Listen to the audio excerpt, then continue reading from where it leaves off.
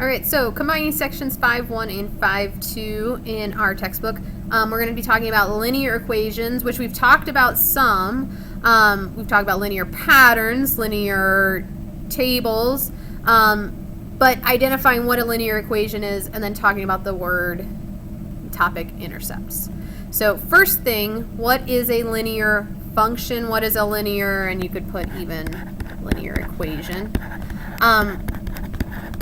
We've talked about what it means to be linear. It's when you graph your points, it forms a straight line. So how do we characterize that? And then we talk about the constant change in x and y values in a table. We've talked about how to identify this. So for instance, this first table here, you notice the change in the y's, -3 every step.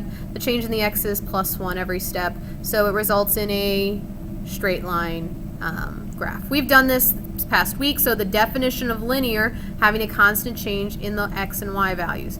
When you don't see a constant change, so you can see the y's here, -3, -1, +1, +3, whether it's a multiplication, division, pattern, or the addition, subtraction is just inconsistent, we know it's going to be a different shape. So in this case, this pattern, non-linear, but all we care about is non-linear, is a parabola.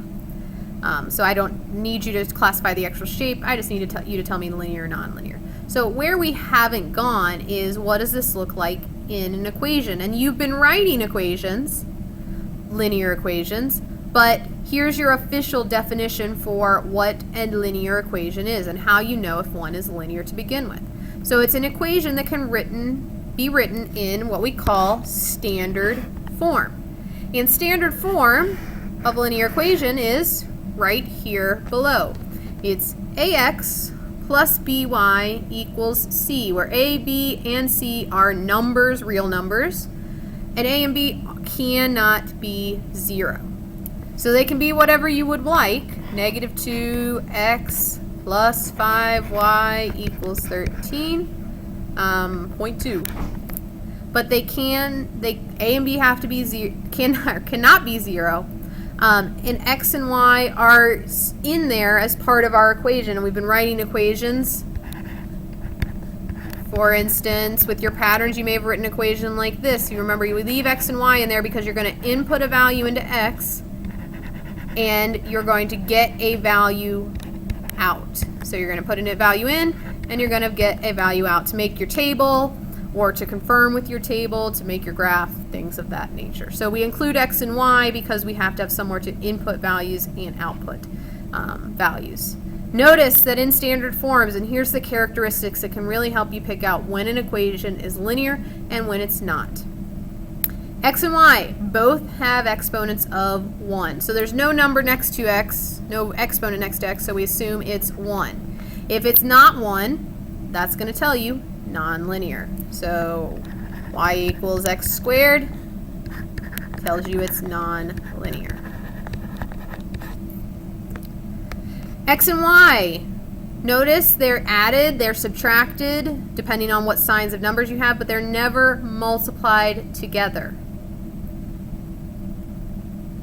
And the third thing to help you pick out, these are just characteristics to help you pick out when an equation is going to be a straight line, is that x and y don't appear in denominators, they don't appear as exponents, and they don't appear in radical signs, so meaning square roots. So it's not 2 to the x, it's not square root of x, it's not 2 over x. There's no denominators, exponents, or radical signs. So your basic way of telling whether an equation is linear or not, and I'm going to go through these examples kind of all together. You may want to stop after the first one and see if you can tell which equations are linear from there. But linear or nonlinear, how do we characterize it? The way we check is to see, can the equation be written in standard form? So can I write it as ax plus by equals c? So x and y ending up on the exact same side of the equation. So this is kind of like solving for a variable, but it's really, we're just manipulating these equations. So for instance, this first equation, x equals 2y plus 4. I want to get this format. So if I want to get x and y, ax plus by, I'm going to have to get x and y on the exact same side. So if I subtract 2y from both sides, I can end up with x minus 2y equals positive 4. Does this work? Is this the same format? Absolutely. A is 1, B is negative 2, C is 4. I have x and y. They're being added together or subtracted in this case. So this is a linear equation. There's no exponents, there's no roots, there's no craziness going on. So if you want to pause and see which ones if you can tell which equations are linear from here, you might want to try. So this next one looks very similar. If I want to get x and y on the same side, I'm going to subtract 5x. So I'd have negative 5x plus y equals negative 9. Again, here's my a value, my b value is 1, my c value is negative 9. There's no exponents, there's no radicals, there's no division of, or no multiplication of the two variables, so this is linear. The third one here, x and y are on the same side, but is this the same as ax plus by equals c? Well, c matches up with 4, but the problem is there's multiplication, not this addition that we need. So this is nonlinear, and why would we point, what characteristic would we point out? It would be because x and y are being multiplied. The last one here is probably the most involved as far as writing it and telling is it linear or nonlinear. If we need to get x and y on the same side, how can we do that? Well, there's a couple ways we could go about it, but the best way is going to be, what if we distribute first? 2x minus 1 becomes 2x minus 2. So y plus 3 equals 2x minus 2. I want to get x and y on the same side. So I'm going to move the 2x over. Negative 2x plus y plus 3 equals negative 2. And then how can I have it written in that standard form? Well, I could subtract 3 from both sides. So this says negative 2x plus y equals negative 5. Both these equations are saying the same thing. We just distributed and manipulated, moved variables around. So this would be linear. How could I tell from the very beginning? Well, look for those characteristics. Are x and y being multiplied? Is x being raised to, or x or y being raised to any other powers? Or are x and y, are they an exponent themselves? Are they in a radical sign? Are they in a square root? Are they... what am I missing? Oh, are they in a denominator? The answer is no to all of those. Therefore, linear is probably a good guess without having to actually make the table and figure it out for yourself. So, linear versus nonlinear in an equation. The next piece is mostly vocabulary related. And we see the word intercepts. We've learned about one characteristic of linear equations, and that first characteristic is the idea of slope and rate of change. The second characteristic is the idea of an intercept. And if you're into football at all, you might know what an interception is, and it might be able to help you kind of figure out what an intercept is. But an intercept, y-intercept is where we're going to start. We have a y-intercept and an x-intercept. A y-intercept is where your line or where your graph crosses what value? The y-axis.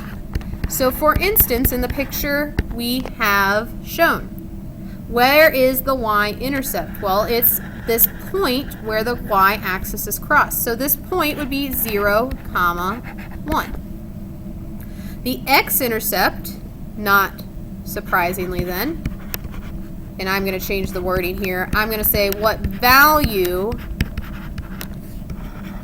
the graph crosses the x-axis at.